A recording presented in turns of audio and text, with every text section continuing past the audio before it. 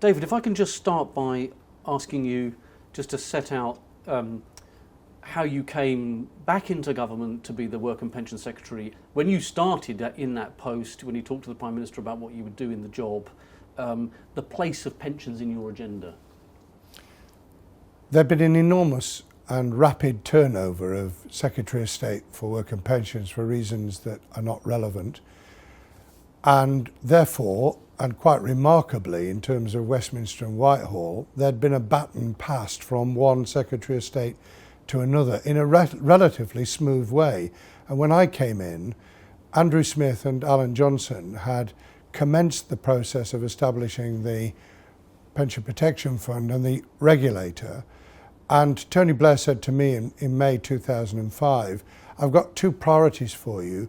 One is carrying forward the pension reforms and working with Adair Turner and his commission. And the second was welfare reform. Actually, the two in one sense went together because they both carry a long-term implication in terms of funding. Well, can I ask you, you were one of the kind of key figures in the modernisation of the Labour Party. What was it that made that thinking change, that kind of new Labour position change over that time? Well, firstly, I think there was a real political imperative. The pressure, particularly from 2000 onwards, to restore the link was something that was almost irresistible, and I'd argued in favour of it, as it happens. But secondly, it stopped making sense because the link actually was not a major fiscal drain anymore because of the nature of the economy at that moment in time. It looked benign, and therefore it was doable in a way that wasn't going to have major economic or political ramifications. That's how it looked, and in the end I think that was true. Secondly, I think people began to realise with the decline of the defined benefit pension programme and the way in which this was starting to unravel, something had to give. And whilst the pension credit had actually been successful in an emergency measure, if you like, in turning around pension poverty, it wasn't a long-term gain. And therefore the task that I was engaged with was to support the Commission's report, which came to me in the summer and early autumn of 2005, on the two key elements. One was obviously the auto-enrolment, and I was really enthusiastic about that. And the second was the really difficult issue of longevity, and therefore extending the retirement age whilst protecting women. And obviously measures have been taken in the 1990s that then came to bite future governments. But at the time, we were interested in protecting women who were caring for children or for elder parents and relatives. And we were successful in 2005 in getting agreement on that. So the difficult one, to be honest, from my point of view, was the retirement age rather than the important link to employment through the programme that wasn't implemented until years later on auto-enrolment, which has a fancy title but simply means that everybody's going to get at least a very small pension, whether they like it or not. Yes. And so let's just take a couple of elements of that then. So there was pressure in the party. Barbara Castle, you were very close to Rodney Bickerstaff and others on the earnings. I got quite a lot of stick at the party conference in 2000 when Barbara Castle and Rodney Bickerstaff, as the Unison leader, made speeches from the platform, and I supported them on a Newsnight interview, which got me a lot of trouble with Gordon and Ed Balls, his at that time his advisor. But it was worth it because actually I felt that there was not a great fiscal danger in it, and there was a great political gain, especially as we were already in trouble on Gordon's 75p pension increase. And so when you came to the increase in the retirement age, presumably you had to do a lot of discussion with the unions about this increase in the state pension age. Yes, to be honest, we'd launched, before the draft report came to me, we'd launched across the country a conversation, radio, television, in colleges, with the trade unions and workforce at regional level. We thought it was better to get out there and to try and say, look, these are big issues. We want people's view We also wanted it to be an educational initiative as well. So we were actually telling people what their future would look like if we didn't make changes, what the catastrophe of the cliff edge of retiring on virtually nothing, as well as, of course, the economic imperative, because if people haven't got money in retirement, in the end, the state has to pick up the cost, has to pick up the pieces. So there was a win-win for everybody in trying to persuade people that this wasn't an option, it was a necessity. But balancing the different elements was pretty crucial, including, as I say, the balance with women who'd really felt quite aggrieved, and understandably so. It feels like history now, but it was a very unfair system. And of course, that didn't deal with, because it wasn't on the agenda and should have been, this issue that women over 50 have discovered as a major catastrophe for a particular cohort who really do feel that they've lost out with the changes in retirement age. Yeah. So, so that kind of national conversation, that national pensions debate, did you feel that did help to kind of change minds and give a direction of support to the reforms you were undertaking? I don't think it achieved the fundamental change in attitude. What it did do was to create a climate, and sometimes in politics creating that climate that change is inevitable, that something's got to be done, actually does help you do it. And so, question of political consensus then, and of getting opposition support, or at least securing some kind of level of agreement with the opposition that these reforms would be welcomed and wouldn't simply be reversed. Can you just say a little bit about the kind of parliamentary politics of it? Well, there were three elements to the internal politics. One was actually getting agreement with Tony and Gordon, and that wasn't easy. The second was my own parliamentary party, and they were fairly grumpy after the 2005 general election and not at all convinced that radical change, particularly in the retirement age, was a good idea. And thirdly, with the opposition, and I found the opposition very amenable. I found Malcolm Rifkin to be an able and thoughtful and considerate opposition to me. We could have conversations. He was really concerned about what people were getting back for the investment they were making in private pensions. I was concerned about the totality of it. But it was a fair hearing, if you like, from those who prided themselves in having some statescraft and some experience in the past, in the case of Malcolm Rifkin, and if you like, having fiscal responsibility on their minds as well. It did help that there was clearly going to be a change in their leadership, which didn't take place until the very end of the time that I was Work and Pensions Secretary, at the moment we were making decisions. So it was left a bit to people down the line. There wasn't a shadow Prime Minister in waiting, making those decisions. Why is it that you think that when it comes to pensions, reform was possible, but that hasn't been the case in another area of perhaps similar complexity, social care? I think you have to look at the build-up and the history, and pensions has always been in the political arena, sometimes a hot potato, but also something that couldn't just be kicked about like a football, partly because it affects everybody rather than some of the population. Yeah. Margaret Thatcher always demonstrated this in terms of levels of unemployment. It didn't matter how big the unemployment level was, the vast majority of people had a job. And social care didn't fall into everybody has an immediate concern. They have a long-term concern and family members.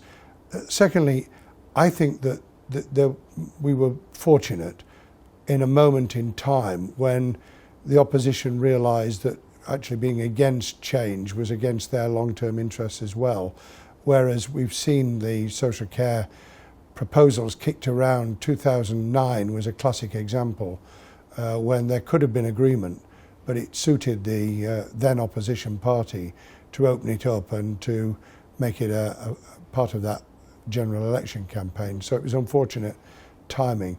The other bit with pensions is you've got the trade union movement, which even at that time was more powerful and populated than it is today, who were mindful of what needed to be done. The thing I did on the Saturday morning when I came in on Friday as the Secretary of State for Work and Pensions, which was really from the lessons I'd learnt over many years, was to call in the leaders of the trade unions who were demonstrating in Whitehall and say, here we are, here's the office, come and see me, let's have a conversation about your concerns, which, okay, it didn't change the world, but it changed the climate. Yeah, but coming back to the kind of ideas that animate governments, you were very strongly associated with asset-based welfare, with an approach to, if you like, the welfare state in its broadest sense of being enabling people to accumulate their own assets, to build platforms for their own security and advancement. In this area, it seems that although people, of course, are auto-enrolled into pensions and they're accumulating pension pots, there was less of a connection between that thinking about asset-based welfare and perhaps there was here, where it was, you know, conceived of as a kind of pensions problem that needed solving rather than part of a bigger agenda. Is that right? Yes, I very much regret that we didn't get across, because we'd been involved in establishing the Child Trust Fund with the Treasury, which of course was effectively demolished in the early budgets of the coalition government. That, together with the thinking and work that the late Malcolm Wicks, as a Member of Parliament, had done on lifelong accounts, through it, has to be said, to the Auger report on further and higher education funding, which again comes back to the lifelong account issue. And we didn't really get across that this was something that in building your own asset base would be logically carried through to your income in retirement. We talk about pensions, but what we're really talking about is, can we sustain a reasonable living standard that we've become used to in retirement? Going back to Barbara Castle's days as pension secretary, of course, this was the earnings related element.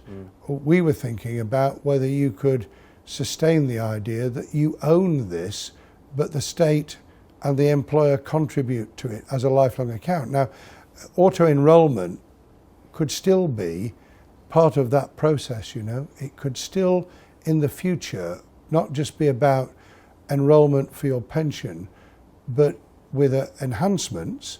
It could be about your return to learn, it could be about your change in the workforce, in the rapidly changing work environment of artificial intelligence and robotics, which is going to be the agenda of the next 50 years. Some people do talk about using the nest structure for sort of sidecar account. I think they need to be, because what you don't want is for people to be taking out their pension before they need it, which probably takes us to George Osborne's decision to encourage people, because he did encourage them, to take out their pension when they might have actually thought about their next 30 years. So just explain what you think about those Osborne reforms. Why do you think Osborne did that liberalising measure? We'd had quantitative easing, which was being phased out. We'd had the pension mis-selling and billions of pounds in PPI payments at £3,000-4,000 a time into families. All of that was coming to an end. I think that he was persuaded, he's never spoken about this, that it was a very good idea in relation to continuing the stimulus to purchasing power and the economy, to stop a cliff edge, to encourage people to spend. Now, we're not talking about the kind of billions that we were before, but we were still talking in the region of £8-10 billion coming out of pensions. A big mistake in the long term, because these people are going to have less of a potential to draw down their own income and a greater propensity to draw down on the state income in later life, including things like housing benefit and housing allowance. So these things come back to bite you, and I think that the immediate macro requirements were really put in place, with the sacrifice being the long-term income of those in later life, bearing in mind that the reason we were raising the retirement age was precisely because people were living longer and longer. And whilst that's somewhat bottomed out, we're still talking about people living way beyond anything that the post-war pension settlement ever envisaged with the national insurance system. Yeah. A sort of final question that relates to that, which is, you were developing and agreeing these reforms. They were then legislated for, in large part at least, before the financial crisis. The financial crisis then hits. We have a change in government. We have major reductions in public spending, and yet these reforms and the triple lock applied to the state pension are sort of embedded, and they aren't reversed. And all the cuts come for working age people, for their tax credits and for their education entitlements and so on. Why is it that is the case? Is it that older voters are, is it the explanation that they turn out more, they vote more, and effectively that these reforms benefited them and were not going to be reversed because of their strength in the electorate? Is that right? Older voters have more of a voice. Older voters vote in very much larger numbers, even today, but it was particularly true in the 2005 election and also in 2010. And as a consequence, they have political clout and they know it. There were issues around what would look now to be giveaways. The controversy over handing over to the BBC the TV licence over 75, the issues around winter fuel payments and differential versions of travel, rail and bus for older people. They are side issues which are eventually going to have to be addressed. But the central issue of the state pension and of making sure that people were comfortable is something that was a political imperative.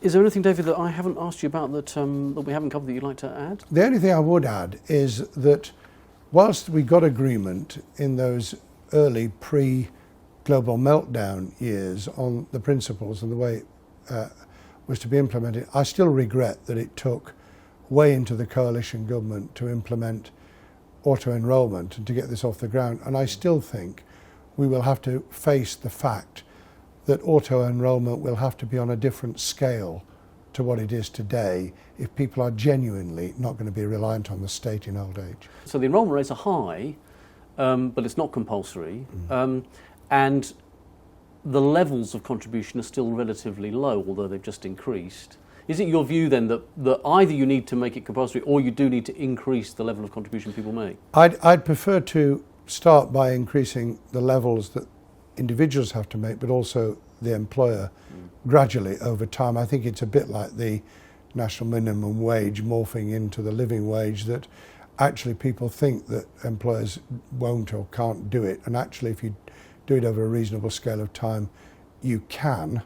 And secondly, that you actually ensure that young people feel that this is worthwhile. At the moment, many of them, particularly those who have been to university, who are on lower paid jobs, which effectively means in particular the north of England, feel aggrieved about this, and we've got to find a way of encouraging them to feel that this is a contribution to their future well-being, not a drain on their immediate purchasing power. Yeah. Great. Okay, well, thank you very much indeed, David. You're very welcome. Very, very good. Thank you.